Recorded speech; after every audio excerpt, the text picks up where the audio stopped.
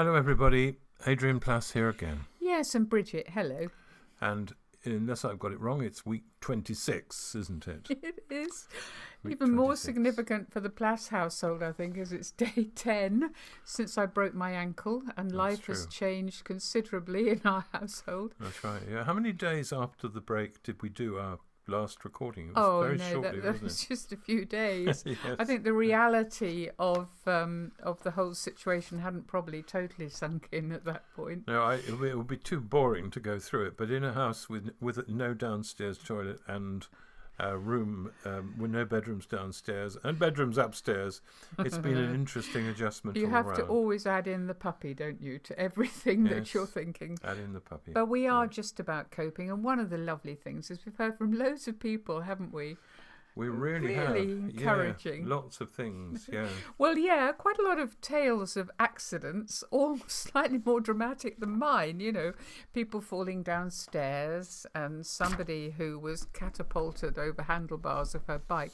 Mind you, she was saying, if you remember last week, we were talking about the fact that when this happened, this lady came along and we thought she might be an angel in disguise because she got a mobile phone and was able to activate everything, getting you there, getting the ambulance sorted out and all the rest of it. Yeah. And this person was saying that her angel came along in disguise but had such a small, smart car that she couldn't put the bike that she'd catapulted over the handlebars into, and therefore wasn't sure who had sent that.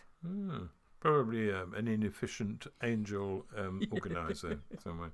2 months into the job, And, I mean, we also mentioned last week our friend who stood on a rake and ended up falling backwards and hitting his head quite badly. Well, we have communion with them on Skype, don't we, every week? Yeah. And last week we came to the end prayers. We use a Celtic form of communion. It's a lovely one, actually. And its final prayer is, after communion, is, I trust it's your voice I hear, the call of the Spirit, the cry of the bird of heaven, and I offer you my yes to risky living. The sea takes me where I do not know, but I gladly go. And when we got to that point, all four of us just burst out laughing, and we've decided we're not at all sure that we do want to say yes to risky living at the moment, and maybe we need to be very careful what we ask for. I don't know. But the odd thing is, I mean, when you say a prayer like that, you think you're talking about, I don't know, taking a risk with ministry or something and going out to Zambia or some I think that's foreign what it country. does mean. And in fact, you stand on a rake or you slip on a little hill. So I'm not sure what all that means really. No. But I'll tell you what is important is that we ended up laughing. Oh, we really did, yes. And I'm sure that the inefficient angel might have had a laugh as well if he's been told off this week for not bringing that lady a nice big car. Anyway, yeah, be careful what you ask for. And one or two people responding to, in other ways, one person said to Bridget that... Yeah, they were responding to the fact that I talked, if you remember, about the fact that I talked to God during the night. That's right, and how I realised what a genuine blessing it is to be able to talk to God. Yeah. I don't think we always realise that, but when I was in my hospital bed in a lot of pain, and it wasn't just a shout at him, it was more just, I'm so glad you're here, God. And we actually had a very specific person to pray for, didn't we? Well, we did, and it was quite useful to be up for so much of the night to be able to do it, actually, yes. So this person wrote saying that it was a lot less edifying, I'm afraid. I don't this was know somebody whether to tell else. you this or not. There's someone who sent a picture of a wonky carrot. It looked as if it had arms, so put a sprout on it for a head. I'd like to thank you for that, because that really lifted us. It did. Well, actually, that made us laugh as well. And I think laughing in the middle of these things is very important. I think what came through, perhaps especially in quite a few emails talking about prayer, was just what a relief it is to be able to talk to God even in loneliness, and quite truthful stuff, really. Somebody wrote, loneliness these times is an issue, of course, and if someone says you're not lonely because God's here, that is true. And she says she's eternally thankful for that, but sometimes it doesn't help against the pain. And then this passes and the peace returns. She says, yes, God is here. Some people care. Someday it will get better. And then, and this is her little truthful endy bit, at least I try and convince myself in my inner silent self talking, and sometimes God comes through. And being honest about prayer at the moment is so important, isn't it? Yeah, and one person said, didn't they, that they developed the habit of writing daily prayers in the form of something like a brief letter to God, which is something I did for a long time, some years ago.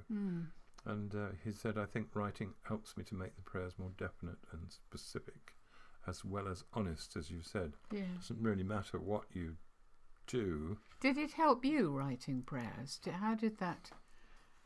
Yes, it did. Because I was often unsure about how to pray, what to pray. But I knew there were people who needed prayer. Excuse me, that's my phone, which I'm now going to turn off. It did, yes. I mean, I remember you doing it, and I remember being a bit puzzled about it, really. But I think what it did, I mean, you are a wordsman, aren't you? A wordsmith, whatever you want to say. Very nice of you to say that. No, but for you, working things out on paper, thinking it through, has always been important, hasn't it? That's right, yeah. So it did help, and our children at the time were fascinated by them, especially the envelope marked enemies. They wanted to know who you did pray for them. Now, you may know this poem. I hadn't come across it before, but this is a poem somebody sent us, and I thought, you know what? I think this might sum up the way quite a lot of people are feeling at the moment, but that will be interesting to know what you think. It's called Folk Tale, and it's by R.S. Thomas, and he was an Anglican minister, wasn't he? He was. But he was also somebody who very honestly, if we're talking about honesty, struggled with his faith. Sometimes it was great. On this particular day, this is obviously how he felt. Prayers like gravel flung at the sky's window, hoping to attract the loved one's attention, but without visible plats to let down for the believer to climb up. To what purpose open that far casement? I would have refrained long since, but that, peering once through my locked fingers, I thought that I detected the movement of a curtain. I think that's wonderful.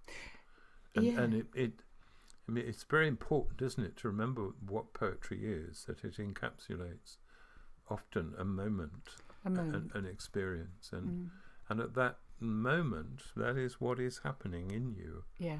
And there are other poems, and we might do one a little bit later about it, that are quite different, but the purpose isn't to preach or to say this should happen or this shouldn't happen, but it is true, and therefore it's original.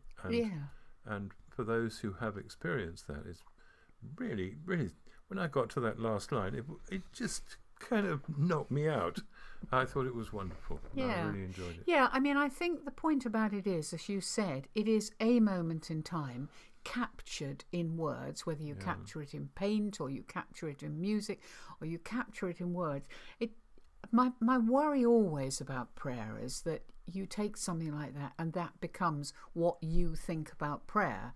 And then there's a whole book about how either to not pray like that or how to pray like that. Well, it happens with golf as well, actually. I will explain that. I mean, I've never been a good golfer, but I can tell you this, after playing with my sons many, many, many times, all of us are no good, but one's better than the others.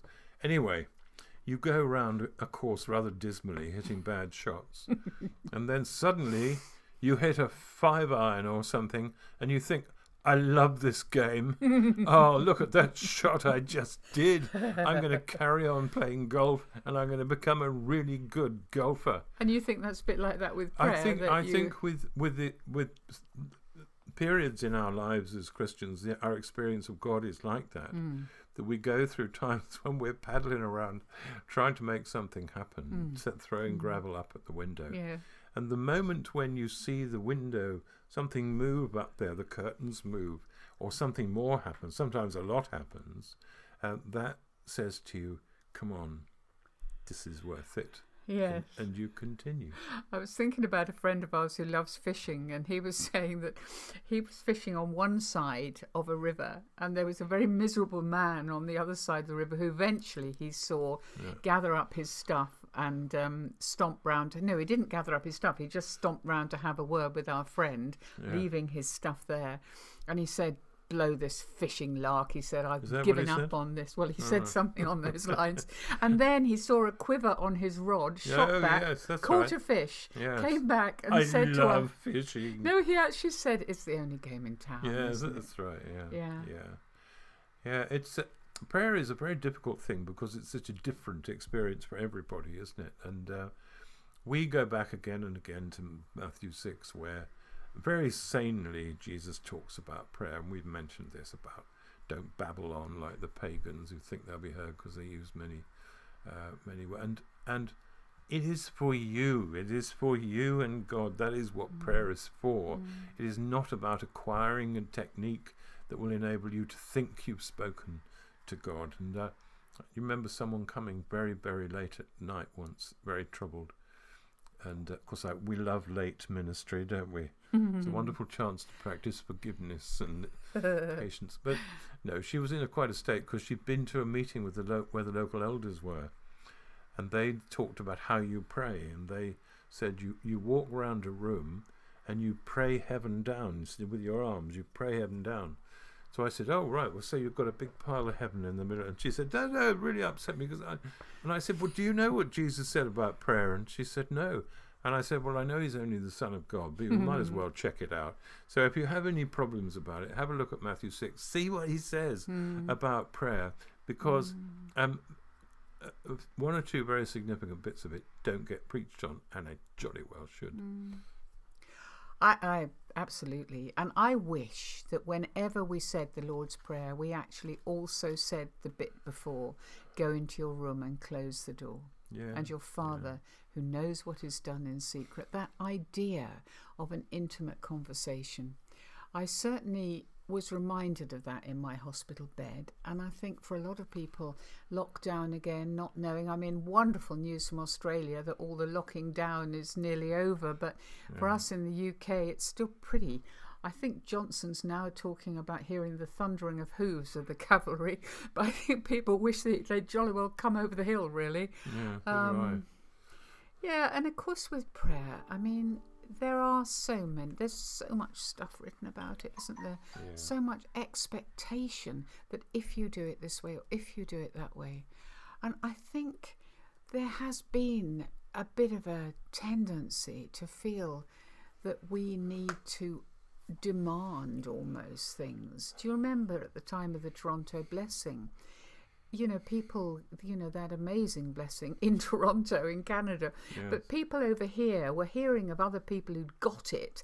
And there was actually a church we knew where the whole congregation was stamping up and down like toddlers saying, we want the Toronto blessing and we want it now. And why can't we have it like something out of Charlie Chocolate Factory? But some of them sent people off to get it. They did, to get it and jolly well bring it back. Yeah. And that's where it all gets distorted and why it's so important to come back to Matthew 6 and to think, it's all right. That's what we're told to do.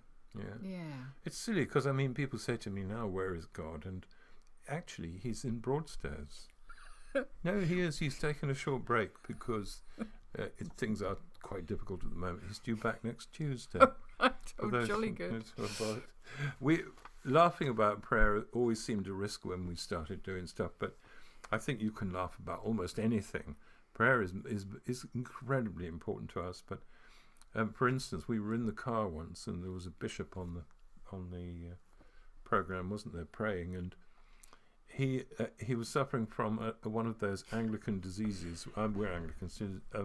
Of repetition. Well, I think if we're anything, we are something. We are. I think we are Anglicans. And so I wrote my own version of his alliterative prayer, which goes like this.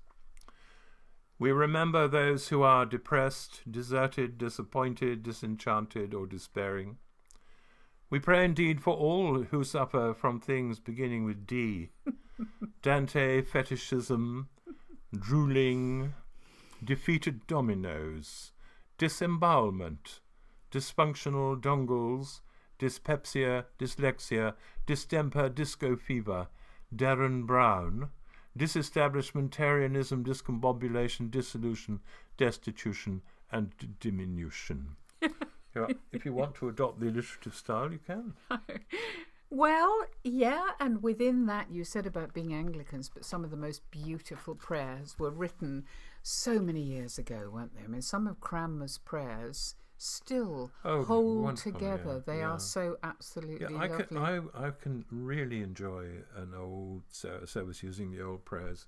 Yeah. And at the time when I was really ill 30 years ago, I used to say one or two of those. Actually, that was a very good point, isn't it? Sometimes when you're really confused and maybe the slightly more charismatic type, evangelical type, free speaking is too much for you, liturgy just holds you, doesn't it? It just holds you. It's best, it's beautiful. Where it's true and it's beautiful. And coming from the heart from many of those people back then. Well, that's partly the reason why I've struggled. The one thing I struggle with in the Anglican service is the singing of psalms, because to me the psalms are absolutely chock-a-block with passion. They're often angry, they're often quite violent in their feelings and then sobbing in pain, but we sing them, we go up one line and down one line and along one line. What was it you said you thought most psalms? Well, I think people get so solemn about these things. I mean, some of those prayers, if you shorten them, and perhaps a lot of people nowadays would say, here's my prayer to God. How are things your end? They're pretty rubbish down here. Yes. That's what the Psalms say. And the crucial thing is that you're saying it to God. And if that's how you feel, you say it. Yeah. And it's received by God, and that's okay. And you can move on from there. Yeah. Well, you've always said, and one of the things I do love in the Anglican Church is the prayer of confession.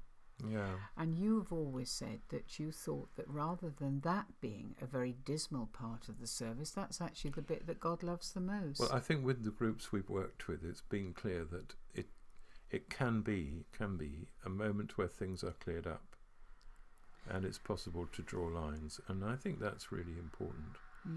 But it helps, doesn't it, when you think of a God that is saying, come on, just come and tell me about it. That's what Jesus' prayer is about.